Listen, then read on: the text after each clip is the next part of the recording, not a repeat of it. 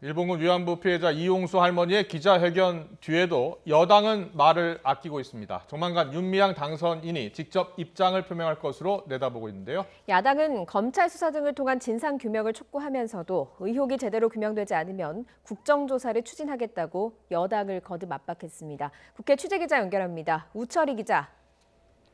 네, 국회입니다. 네, 민주당은 이용수 할머니의 2차 기자회견 이후에도 공식적으로 발언을 아끼는 모습이죠.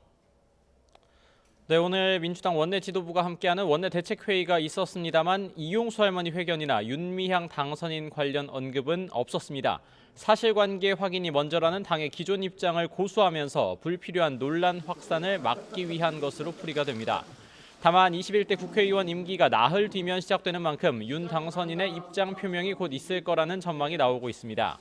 민주당 송갑석 대변인은 윤 당선인이 직접 계좌 기록을 뽑아 정리하는 등 의혹 해명을 위한 준비를 하고 있는 것 같다고 밝혔습니다.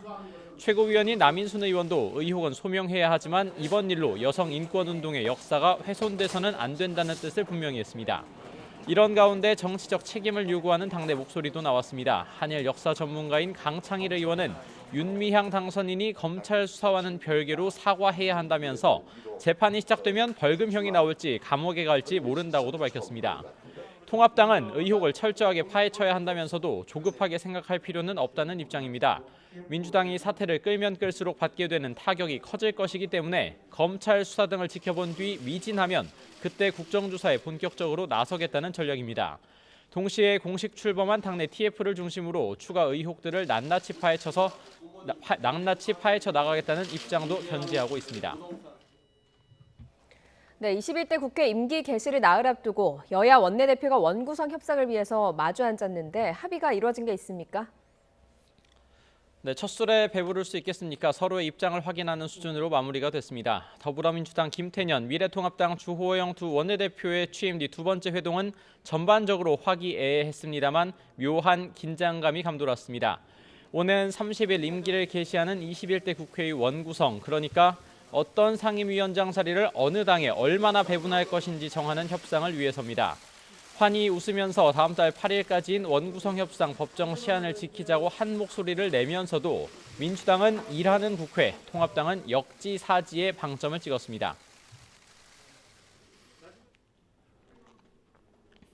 제일 중요한 것은 역시 일하는 국회를 만드는 겁니다. 잘못된 관행, 예를 들면 회기를 시작하기 위한, 국회를 열기 위한 협상을 아주 지난하게 한다든지 역지사지해서 서로 입장을 잘 챙기면 아마 좋은 결과가 나올 것이라고 그렇게 생각을 합니다.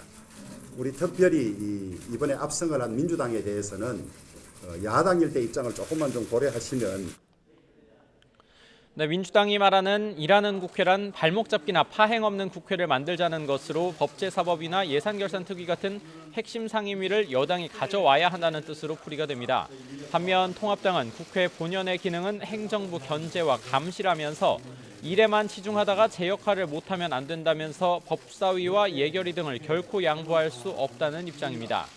원구성 협상 법정 시한은 여야 간 기싸움으로 지난 16대 국회부터 한 번도 지켜진 적이 없는데 18대 국회 때는 8월 말에야, 직전 20대 국회 때도 6월 13일에 마무리가 됐습니다. 지금까지 국회에서 YTN 우철입니다.